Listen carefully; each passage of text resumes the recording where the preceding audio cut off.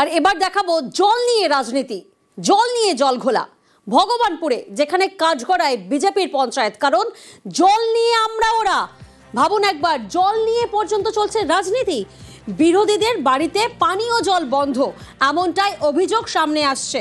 প্রতিনিধি সুজিত আমাদের সঙ্গে রয়েছেন। সুজিত, জল নিয়ে হেন রাজনীতির কারণ কি? দেখো, রাজনীতির কারণ হিসেবে যেখানে শাসক দল রাজ্যের তৃণমূল, এখানে যে গ্রাম পঞ্চায়েত সেটা কিন্তু বিজেপি পরিচালিত, সেখানেই কিন্তু তৃণমূলের অভিযোগ যে তৃণমূল করেন এমন ভোটার বা তৃণমূল নেতা কর্মীদের বাস যে পাড়ায়, সেখানেই জল নিয়ে রাজনীতি, অর্থাৎ যারা ইচ্ছে করেই জল বন্ধ করে দিয়েছেন পঞ্চায়েত, এবং সেই পঞ্চায়েত বিজেপির। এবং এই যে অভিযোগ অস্বীকার বিজেপি করলেও গোটা বিষয়টি নিয়ে কিন্তু যথেষ্টই ভগবানপুরে যেমন চাপানুতোর শুরু হয়েছে এবং একটা বলা যায় অশান্তি দেখা দিয়েছে।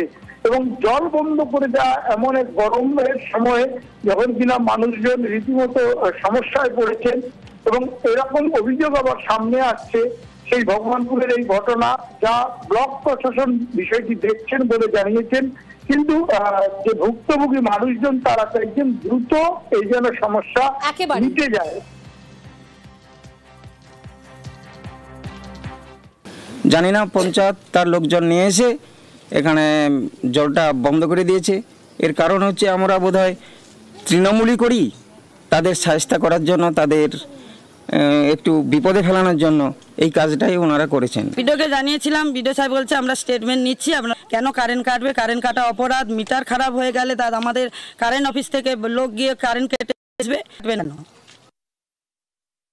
বিশেষ কোনো রাজনৈতিক দলের উদ্দেশ্য প্রণোদিতভাবে, রাজনৈতিক দলের নেতার প্রভাবে ওনারা কি করছেন, একটা দলের বদনাম এবং ব্যক্তিগতভাবে আমি এলাকায় শিক্ষক, আমার একটা বদনাম করার জন্য ওনারা এই প্রচেষ্টা চালাচ্ছেন। সেটা আমি, আমার কাছে স্বাস্থ্য দপ্তরের জল টেস্টিংয়ের রিপোর্টও রয়েছে, ওনারা যে আবেদন করেছিলেন সে কপিও রয়েছে। সেই হিসাবে আমি যা পদক্ষেপ নিয়েছি এবং আগামী দিনে যা করা সেই প্রচেষ্টাও চালাচ্ছি, যত দ্রুত সম্ভব মানুষকে ওই জলটা পান করার উপযুক্ত হিসাবে ফিরিয়ে দেওয়া যায় সেই প্রচেষ্টা চালাচ্ছি।